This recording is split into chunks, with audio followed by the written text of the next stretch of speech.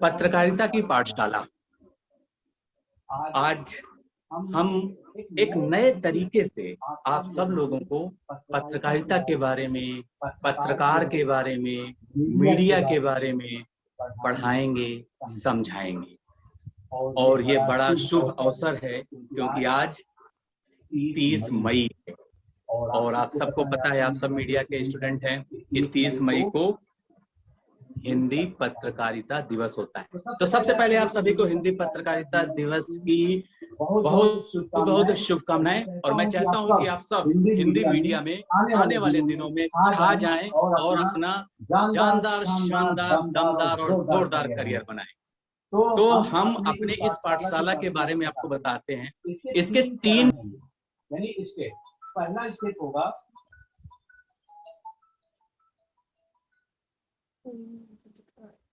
और वो स्टेप होगा इंट्रोडक्शन का, जिसमें हम टॉपिक के बारे में बताएंगे कि आज हम क्या पढ़ने वाले हैं। और दूसरा होगा डिस्कशन यानी वर्णन, उसमें हम डिटेल में बताएंगे।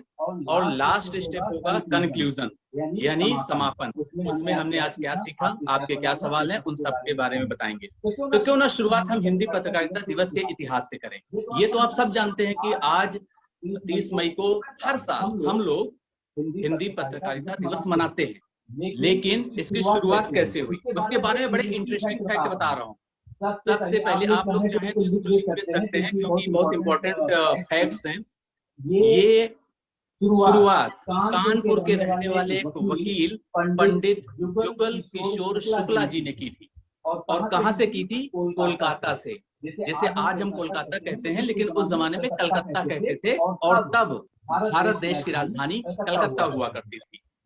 तो उन्होंने वहां से शुरुआत की और ये साप्ताहिक अखबार था यानी वीकली न्यूज़पेपर था। हर मंगलवार को ये छपता था और जो आधारशिला नींव उन्होंने रखी थी 1826 में, आज 2021 में ये भव्य भवन बन गया है। हिंदी पत्रकारिता का जो भवन है वो बहुत मजबूत बन गया है। और मैं आपको बताता हूँ कि किस लैंग्वेज में छपता था। कहने के लिए हिंदी है, लेकिन दरअसल इसकी भाषा जो थी वो मिश्रित थी। और वो मिश्रित क्यों थी? क्योंकि उसमें ब्रज भाषा भी और अवधी भाषा के जुड़े हुए शब्द थे। जो बोली है ब्रज बोली और अवधी बोली। और उस जमाने में अंग्रेजों का शासन था और अंग्रेजों को पता ही है कि ईस्ट इंडिया कंपनी क्या करती थी कि हमारे यहाँ से कमाती थी और इंग्लैंड में भेज देती थी। तो एक डाक शुल्क लगता था, पोस्टल जिसको बोलते हैं, पोस्टल चार्ज। तो एक अखबार को यहाँ से वहां तक भेजने में जो पैसा लगता था उसमें उनको कोई छूट नहीं मिलती थी। और इसका नाम था अखबार का उद्दंड मार्तंड। बहुत ही टिपिकल नाम है ये। और लेकिन इसका मतलब क्या होता है? इसका मतलब होता है उगता हुआ सूर्य यानी द राइजिंग सन। तो यही दरअसल पत्रकारिता है। यानी जहां भी समाज में अंधकार विद्यमान है, जहां भी भ्रष्टाचार रूपी अंधकार है, वहां पर एक पत्रकार अपनी पत्रकारिता के माध्यम से उजाला फैलाता है, रोशनी लाता है। तो ये तो हमने कुछ इसके इतिहास के बारे में बताई। और बताऊं कि जो पहला पेपर जब छपा था ये 30 मई 1826 को मंगलवार का दिन था। फिर हर मंगलवार को ये पेपर छपता था। पहली बार 500 कॉपी छपी थी, 500। और बाद में आपको क्या पता है कि आखिरी जो इसका संस्करण आया, एडिशन, वो जो है दिसंबर 1827 में आया। यानी महज साल 1.5 साल ही चल पाया ये अखबार, क्योंकि अंग्रेजों को इस अखबार की पत्रकारिता रास नहीं आई। और ये अखबार दरअसल एक क्रांति का मिसाल बन गया था और लोग बहुत जागरूक होने लगे थे अंग्रेजों के शासन के खिलाफ। तो ये सब हिंदी पत्रकारिता का इतिहास के जो बेसिक पॉइंट्स थे ये हमने बताया। अब आज का जो हमारा विषय है वो यही है कि आज के दौर में पत्रकारिता क्या है, क्या बन गई, पत्रकार हम किसको कहें। क्योंकि आज तो कोई सरकार का पक्ष लेता है तो कोई विपक्ष का आवाज में मिलाता है। तो ये बहुत महत्वपूर्ण विषय है। तो हम आपको बताते हैं, पत्रकारिता दरअसल जनता की आवाज उठाने का सबसे सशक्त माध्यम, यानी पत्रकार या पत्रकारिता जनता के प्रति जवाबदेही है। और जनता का अर्थ सिर्फ हाई क्लास नहीं होता है, lower class, lower middle class, गांव का गरीब, वंचित वर्ग, इन लोगों की समस्याओं को उठाना पत्रकार का काम है। और सरकार की योजनाओं की जानकारी जनता तक पहुंचाना भी पत्रकार का काम है। और जो प्रशासन में समस्याएं हैं उनका समाधान कराना भी पत्रकारिता कहलाती है। तो ये हमने बेसिक पॉइंट आपको बताया कि दरअसल पत्रकारिता क्या है। और आपको एक बात और बता दूं, आप लोगों ने बहुत पढ़ा होगा पत्रकारिता की परिभाषा। मेरी नजर में जो असली परिभाषा है वो ये है, जो लिखा जाए, जो छापा जाए, जो टीवी पे दिखाया जाए या रेडियो पे सुनाया जाए, सिर्फ वही खबर नहीं है। दरअसल असली खबर वो है जो आपसे छुपाई जाती है। उस छुपी हुई खबर को सामने लाना पत्रकार का पहला दायित्व है। अब बात करते हैं आज के दौर में आप पत्रकार किसको कहेंगे?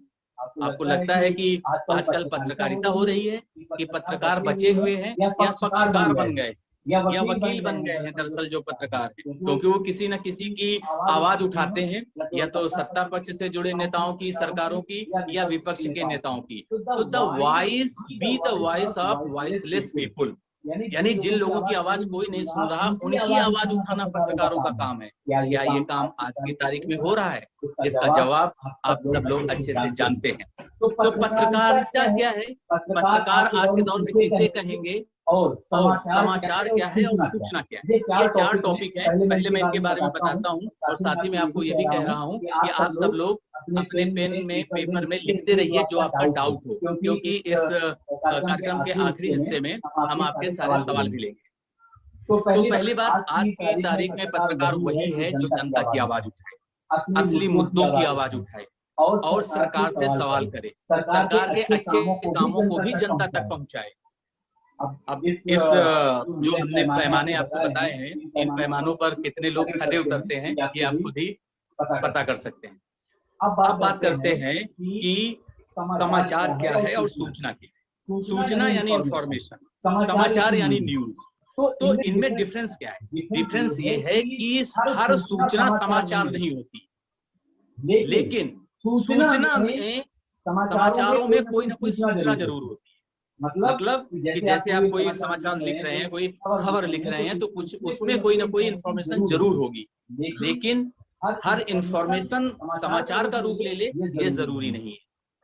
ये हमने आपको बताया ताकि आपका जो कंफ्यूजन है वो दूर हो सके। अब हम सवाल कुछ लेते हैं। तो कौन सबसे पहले अपना सवाल पूछना चाहेगा आज के इस विषय पर? और विषय है हिंदी पत्रकारिता का इतिहास, विषय है पत्रकार कौन है आज के दौर में, पत्रकारिता की परिभाषा क्या है, और समाचार क्या है, सूचना क्या है।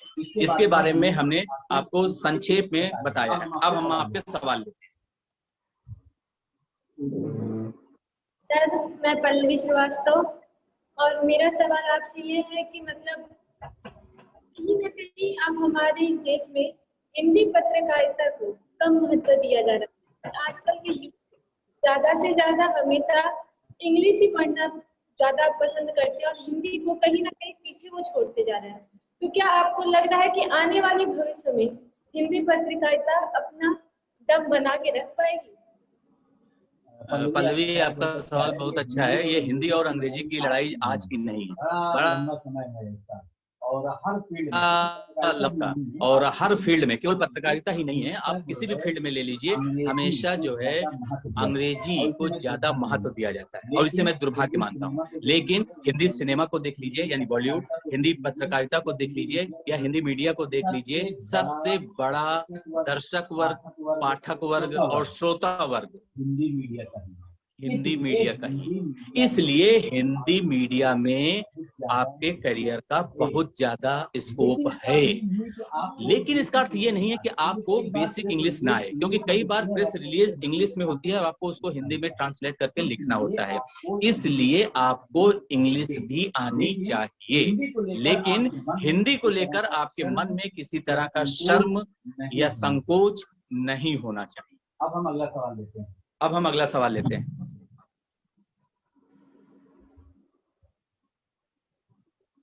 जी राकेश। जी राकेश। सर मेरे कहने का, मैं आपसे ये पूछना चाहता हूँ कि हमारे देश के अंदर अलग अलग क्षेत्र में अलग अलग बोलियां पाई जाती है, तो पत्रकारिता के अंदर ये चाहिए कि आप शुद्ध हिंदी भाषा में खबरों को साझा करें। तो यह एक पत्रकार के लिए बहुत बड़ी दुविधा होती है कि वो लोकल डायलेक्ट्स जो होता है, लोकल जो टच होता है, उससे दूर रह करके संवाद करे, लोगों के साथ संवाद करे, लोगों के साथ सूचनाओं को साझा करे। तो इसको किस प्रकार से सुधारा जा सकता है, क्योंकि ये हिंदी पत्रकारिता से जुड़ा विषय है, इसलिए ये प्रश्न पूछ रहा हूँ। देखिए ऐसा है कि आपका बहुत ही महत्वपूर्ण सवाल है। संवादहीनता नहीं होनी चाहिए, क्योंकि आप लोग जो विषय को पढ़ रहे हैं उसका पूरा नाम है जर्नलिज्म एंड मास कम्युनिकेशन, अर्थात पत्रकारिता और जनसंचार। तो अगर जनता से आपका संवाद नहीं होगा, आपका संचार ही नहीं होगा, तो फिर आप किस बात के जर्नलिस्ट हैं। इसलिए आपको एक जर्नलिस्ट के तौर पर जनता की समस्याओं को समझना होगा और उनकी समस्याओं को अपनी रिपोर्ट के माध्यम से आवाज देना होगा। हमारे समाज में भी बहुत कुछ गड़बड़ हो रहा है, गलत हो रहा है, उसकी रिपोर्टिंग करनी पड़ेगी, ये बहुत महत्वपूर्ण है। और आपको ये भी ध्यान में रखना है कि आप पत्रकार ही बने, पक्षकार ना बने। आप जर्नलिस्ट हैं तो जर्नलिस्ट ही बने रहें, फिर किसी पार्टी के प्रवक्ता ना बने या फिर एक्टिविस्ट ना बने। ये बहुत महत्वपूर्ण है। अगर आपको जर्नलिज्म प्रोफेशन छोड़कर फुल टाइम आप पॉलिटिशियन बन जाइए, किसी पॉलिटिकल पार्टी को ज्वाइन कर लीजिए, उनका प्रवक्ता बन जाइए, वो तो एक अलग बात है। लेकिन आप जर्नलिज्म के फील्ड में रहते हुए अगर आप प्रवक्ता वाला काम करेंगे या वकील वाला काम करेंगे, तो वो मेरी नजर में रियल जर्नलिज्म अर्थात असली पत्रकारिता नहीं है। अब हम अगला सवाल लेते हैं। जैसे आपने अभी कहा कि जनता की आवाज उठाने वाला ही पत्रकार होता है, तो मीडिया को चौथा स्तंभ भी कहा गया है, पर कई ऐसी घटनाएं सामने आ चुकी पत्रकारों के साथ, जो उनकी आवाज अगर परिवार से उठाने जाते हैं उन्हें पिटवा दिया जाता है या तो उनको घुसने नहीं दिया जाता है। तो सवाल क्या है आपका? सर मेरा सवाल है, जैसे चौथा स्तंभ कहा गया है पत्रकार को, तो पत्रकारिता कैसे निभाए, क्योंकि कहीं जगह पर है कि दिया जाता है, तो कहीं है जो जनता की आवाज उठाने जाते हैं उनको अंदर नहीं जाने दिया जाता है। आखिर ऐसा क्यों? क्योंकि उनको देखिए बहुत ही महत्वपूर्ण आपका सवाल है। दरअसल हमें ये समझना होगा कि हम अपने प्रोफेशन के प्रति कितने ऑनेस्ट हैं। इस देश में एक वकील, एक डॉक्टर या टीचर या जर्नलिस्ट या कोई भी आप प्रोफेशन में हो, आप अपने प्रोफेशन के प्रति अगर ईमानदार हैं तो आप अच्छे इंसान हैं। इसलिए मैं हमेशा कहता हूं कि पहले आप अच्छे इंसान बनिए, बाद में फिर आप अच्छे जो है पत्रकार बनेंगे या अच्छे डॉक्टर बनेंगे, क्योंकि जो अच्छा इंसान होगा वो अपना काम ईमानदारी से करेगा। तो यही बात पत्रकारिता में लागू होती है। कितने ऐसे आज की तारीख में पत्रकार हैं जिनको आप कह सकते हैं कि वो वास्तव में ईमानदार हैं, ठीक है। और दूसरी बात ये है कि हमारा मुद्दा ये है कि आप पत्रकार कहेंगे किसको? क्या उसको कहेंगे जो किसी का पक्ष लेता है, चाहे वो सरकार का हो या विपक्ष का हो। दरअसल पक्ष लेना चाहिए, मैं ये नहीं कह रहा हूँ मत लो, आप जो है जनता का पक्ष लो, जनता के प्रतिनिधि हैं आप, इसलिए जनता की आवाज उठाओ। और दूसरी एक बात अवनीश मैं आपको बताऊं, दरअसल हमारी वर्तमान मीडिया में फॉलो अप करने की परंपरा नहीं है। फॉलो अप बहुत जरूरी है किसी भी न्यूज स्टोरी की। अब जैसे मान लीजिए कि अभी प्रधानमंत्री ने कोरोना की वजह से जो लोग बच्चे हैं जिनके पेरेंट्स नहीं रहे, उनके लिए पीएम चिल्ड्रन केयर नाम से एक पॉलिसी बनाई है। बहुत अच्छी पॉलिसी है और ये जानकारी लोगों तक पहुंचाना आपका काम है क्योंकि आप जर्नलिस्ट हो। लेकिन आज से साल भर बाद, 2 साल बाद, 6 महीने बाद आप आंकड़ा इकट्ठा कीजिए, आप उन लोगों के पास जाइए जो इस योजना के हकदार हैं। क्या उनको इस योजना का लाभ मिल रहा है? कितना लाभ मिल रहा है या नहीं मिल रहा? तो कहाँ कमी रह गई, उस कमी को उजागर करना जो है पत्रकारों का काम। इसलिए आप सब लोग भावी पत्रकार हैं। मेरा कहने का मतलब ये है कि सबसे पहले आप समझिए खबर क्या है, समाचार क्या है, सूचना क्या है। समाचार के नाम पर प्रचार मत कीजिए, ठीक है, क्योंकि आप समाचार से जुड़े हुए लोग हैं और समाचार सिर्फ खबर होती है।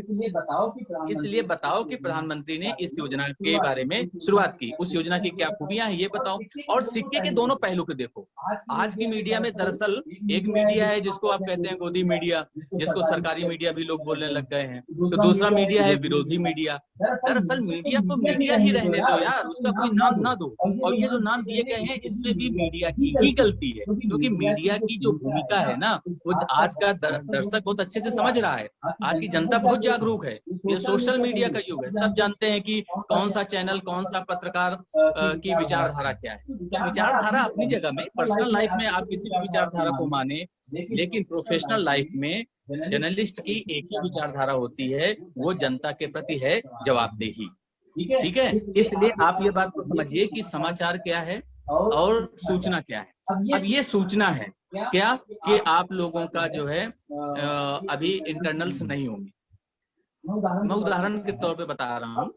अब ये कोई बहुत बड़ा मतलब समाचार नहीं है कि अगले दिन अखबार में छपेगा या टीवी वाले दिखाएंगे, ठीक है ना। ये सिर्फ एक सूचना है जो कि आपके कॉलेज के द्वारा आपको दी गई। लेकिन अगर यही बात पूरी यूनिवर्सिटी में आ जाए कि सीसीएस यूनिवर्सिटी ने सारे बच्चों का एग्जाम्स जो है कैंसिल कर दिए हैं और ये कहा है कि अब वो डायरेक्ट प्रमोट कर दिए जाएंगे, तो ये सूचना भी है और समाचार भी है, क्योंकि ये बहुत बड़ा जो है खबर है। सीसीएस यूनिवर्सिटी से जुड़े हुए जितने भी कॉलेज हैं उन सब तक ये समाचार पहुंचना चाहिए। तो अखबार में भी छपेगा, टीवी वाले भी दिखा सकते हैं, हालांकि एजुकेशन टीवी वाले कितना दिखाते हैं। प्रॉपर बीट होनी चाहिए, रेगुलर कवरेज होनी चाहिए। मेडिकल सेक्टर को देख लो, जब तक ये कोरोना नहीं था ना तब तक मेडिकल बीट को कवर करने वाला कोई भी रेगुलर रिपोर्टर चैनलों के पास नहीं था, या होगा भी तो एक दो लोगों के पास था मेरी जानकारी के अनुसार। लेकिन अब कोरोना काल के बाद आप सबको पता है कि अगर आपको मेडिकल में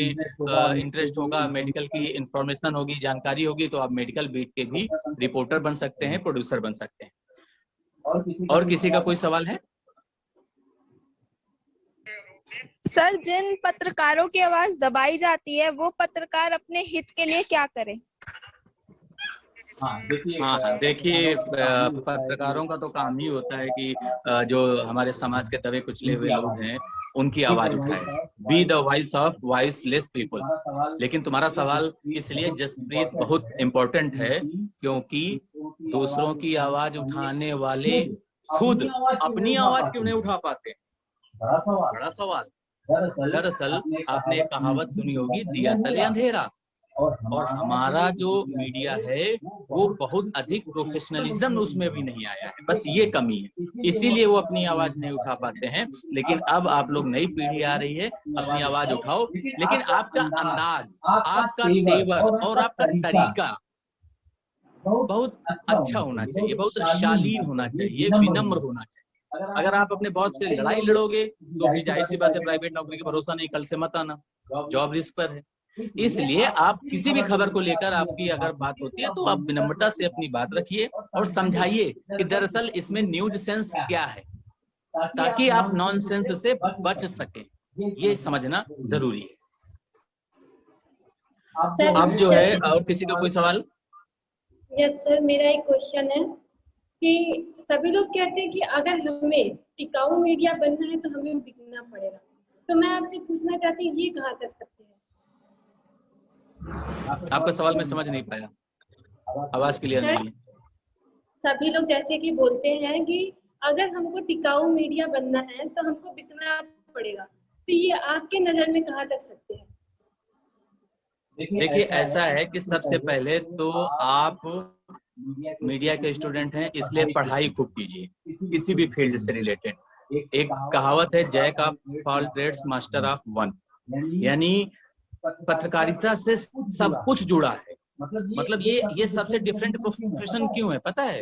इसीलिए है क्योंकि पत्रकारिता में कभी आपको मेडिकल यानी हेल्थ की रिपोर्ट करनी पड़ेगी, कभी बॉलीवुड की, समाज में जो कुछ भी चल रहा है उन मुद्दों पर भी आपको रिपोर्टिंग करनी पड़ेगी, है ना। और समाज में जो अच्छे काम कर रहे हैं लोग, उनकी भी जानकारी आपको लोगों तक पहुंचाना है।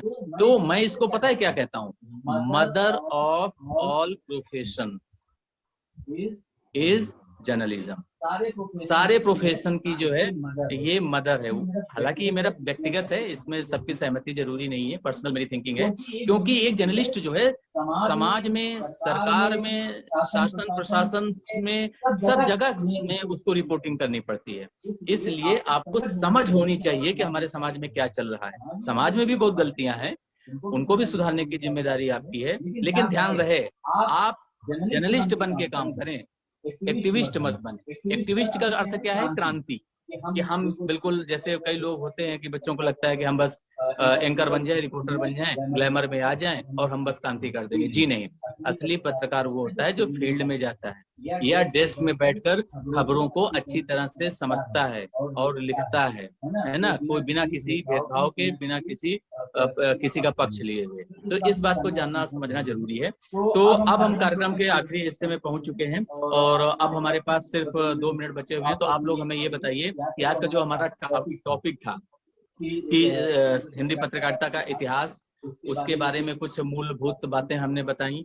समाचार क्या है, सूचना क्या है, पत्रकार आज के दौर में किसे कहेंगे और पत्रकारिता क्या। ये सिर्फ छोटे छोटे टॉपिक्स थे जो हमने आज के पहले एपिसोड में बताए हैं। और ये बड़ा ही शुभ अवसर है क्योंकि हिंदी पत्रकारिता दिवस के अवसर पर पत्रकारिता की पाठशाला का ये पहला एपिसोड है। और आप लोगों के मन में अभी भी अगर इन सारे टॉपिक्स से रिलेटेड कोई डाउट हो तो आप क्लियर कर सकते हैं।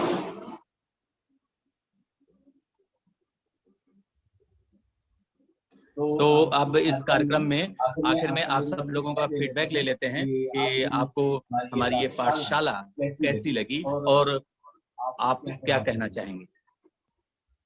1 by 1। जी सर, ये जो पाठशाला आप पत्रकारिता की जो आपने लगाई है हिंदी पत्रकारिता दिवस पर, सबसे पहले तो आपको बहुत सारी शुभकामनाएं। हिंदी पत्रकारिता के आप सिरमौर रहे, इतने वर्षों तक आपने सेवाएं दी है, इसके लिए आपको बहुत सारी बधाई और शुभकामनाएं। और ये जो पत्रकारिता की जो पाठशाला है उसमें आपने समाचार और सूचनाओं के मध्य विभेद करना बताया कि दोनों के बीच अंतर क्या है। तो बहुत अच्छा ये सेशन रहा और हम उम्मीद करते हैं कि आगे भी आप इस प्रकार से रिश्तों की पाठशाला के माध्यम से हम जैसे नौजवान युवा जो भावी पत्रकार है उनका मार्गदर्शन करते रहेंगे। जी धन्यवाद। सर ये बहुत अच्छा संकल्प था आपका कि पत्रकारिता की पाठशाला करवानी चाहिए। आज उसका पहला एपिसोड है और काफी हमें अच्छा समझ आया और नए जो पत्रकार आएंगे, जो नए उभरते सितारे आएंगे, उनका ये अच्छा मार्गदर्शन भी करेगा शायद ये एपिसोड। जी बिल्कुल। न्यूज़ को बधाई देना चाहता हूँ, जो आपने धन्यवाद देना चाहता हूँ जो आपने हमें बताया कि पत्रकार किस हिसाब से कार्य करते हैं, हिंदी पत्रकारिता के बारे में आपने बताया। और सौभाग्य है हमारा जो आपसे हमें क्वेश्चन पूछने का अवसर मिला और आपने उसे इस तरह से समझाया कि एक अच्छे पत्रकार कैसे बनिए। तो बहुत बहुत धन्यवाद सर आपका। ओके सर, पहले तो आपको पत्रकारिता की हार्दिक शुभकामनाएं और यहाँ पे जुड़े सभी लोगों को मैं पत्रकारिता की शुभकामनाएं देना चाहती हूँ। और आपने जो यह नया जो आपने अपनी इस वीडियो को बना दिया, मुझे ऐसा लग रहा है कि आप इसमें कई और वीडियो लाएंगे। तो आपने इसकी शुरुआत एक बहुत ही अच्छी और बहुत ही खास दिनों से की है। जैसे कि आज पत्रकारिता दिवस है और इस पे आप कई एपिसोड बनाने वाले, तो उसके लिए हम सभी युवाओं को जो पत्रकारिता की लाइन में आना चाहते हैं उनके लिए बहुत ही अच्छा मार्गदर्शन होगा। जी। तो आप सभी को भी बहुत बहुत धन्यवाद कि आपने समय निकाला और हमारे इस कार्यक्रम में जुड़े। अगले एपिसोड में हम बात करेंगे कि समाचार कितने प्रकार के होते हैं और उनको कैसे लिखते हैं। तो बहुत ही महत्वपूर्ण अगला हमारा विषय है। और तब तक आपके लिए होमवर्क ये है कि आप कोई भी 5 खबरें किसी भी फील्ड से जुड़ी हुई उनको आपको लिखना है, जैसे भी मन करे, ठीक है ना। फिर हम उन्हीं खबरों के आधार पर आपको पत्रकारिता की पाठशाला के अगले एपिसोड में बताएंगे कि कौन सी खबर किस कैटेगरी में आती है और किस खबर को कैसे लिखा जाना चाहिए। शुरुआत करके आपको बताएंगे हेडलाइन से कि कैसे एक खबर की हेडलाइन लिखते हैं न्यूज़पेपर के लिए, न्यूज़ चैनल के लिए और डिजिटल मीडिया के लिए। तो आज के इस एपिसोड में इतना ही। आपको हमारा वीडियो कैसा लगा, फीडबैक अपना कमेंट बॉक्स में जरूर दीजिए और साथ ही देखते रहिए यंग तरंग, सच की आवाज।